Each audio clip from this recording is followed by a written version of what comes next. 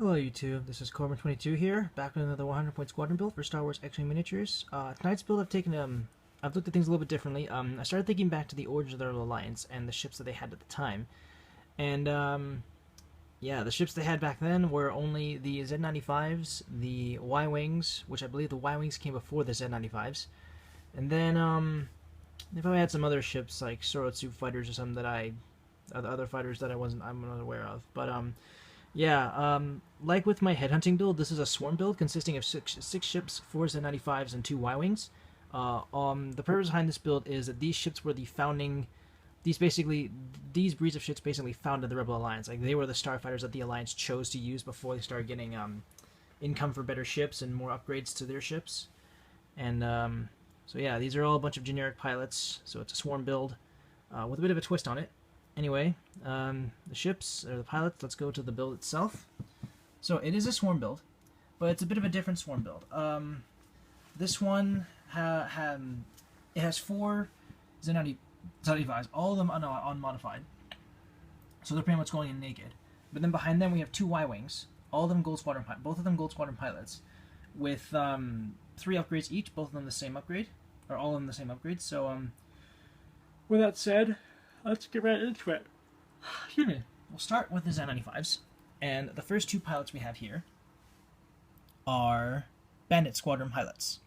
They have a pilot skill of wow.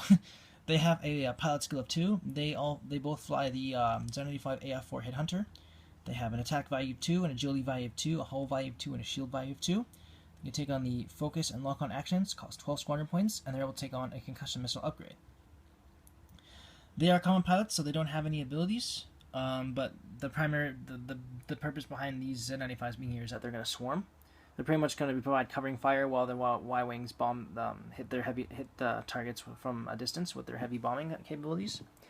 And for the other 2 Z95s, we have Tala Squadron pilots. I unfortunately didn't have 4 Bandits, so I had to make do what I had. So yeah, 2 Tala Squadron pilots. They have a pilot skill of 4. They also fly the Z95 AF4 Headhunter. Excuse me. They have an attack value of 2, agility value of 2, hull value of 2, and shield value of 2. They can take on the focus and lock-on actions. They cost 13 squadron points.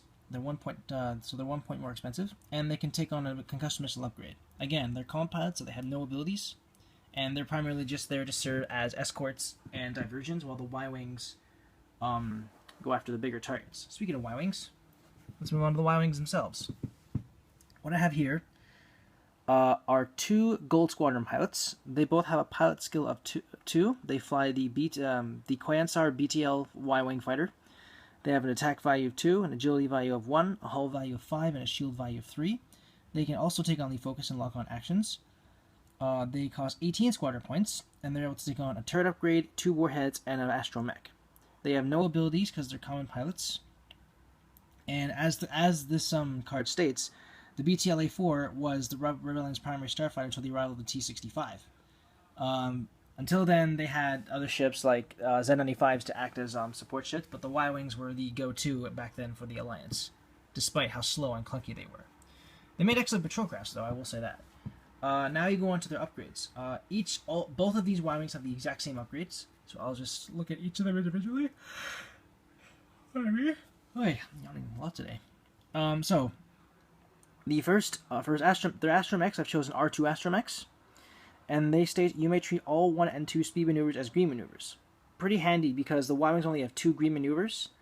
That is a straight ahead 1 and a straight ahead 2 maneuver. With the R2 Astromech, it makes all of their speed 1 and speed 2 maneuvers green maneuvers, which makes it easier for getting rid of stress induced by a red maneuver, or running through an asteroid field, or a ship or secondary ability.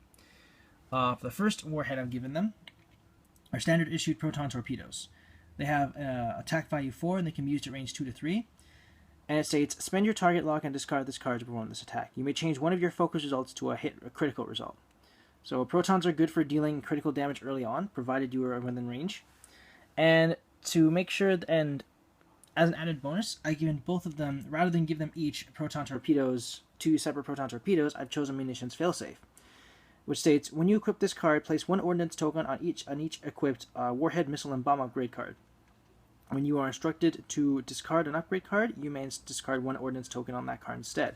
So with extra munitions, pretty much for half the cost of a Proton torpedo, or pretty much for the same cost as a Flechette torpedo, you can take 2 of the same warhead, missile, or bomb with you to battle. So instead of having to put on 2 Protons, I can put in a Proton, and then for half the cost, I can put on extra munitions, which allows the Y-Wings to carry 2 Proton torpedoes each, greatly saving you on squadron points, while giving you those extra munitions, so to speak.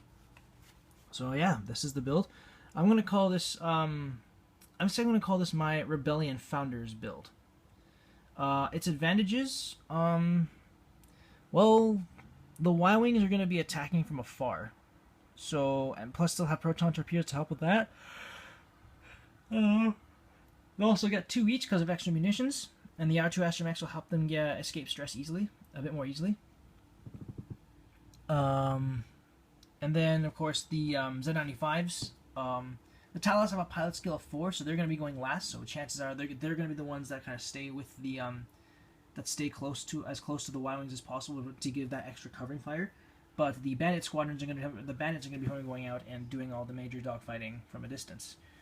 Weaknesses to the build: the Z95s are a major weakness themselves. They have all these ships have low pilot skills, so they're all going to be going before. Chances are they're all going to be going before your opponent does. And their attack values are all of their stats are decent, and they're balanced too. But the Talas can only take like 4 hits, 2 hulls, 2 shields. So yeah, once their shields are gone, you might as well they're done. And with the Y-Wings, their biggest weakness is low agility value. Their low agility value. Yeah, and they add to that they can only take on 2 upgrades at a time, 2 actions like focuses and lock-ons. Doesn't really leave much for leave them very versatile, and that's pretty much it. Oh yeah, and the Y-Wings are a bit slower. They have a bit more red maneuvers than the Talas and the Bandits, and without the R2 Astromechs, it's almost impossible to get rid of stress. So there's that too. Anyway. So yeah, this is my Rebellion Founders build. Let me know what you guys think in the comments below. Any constructive criticism is greatly appreciated.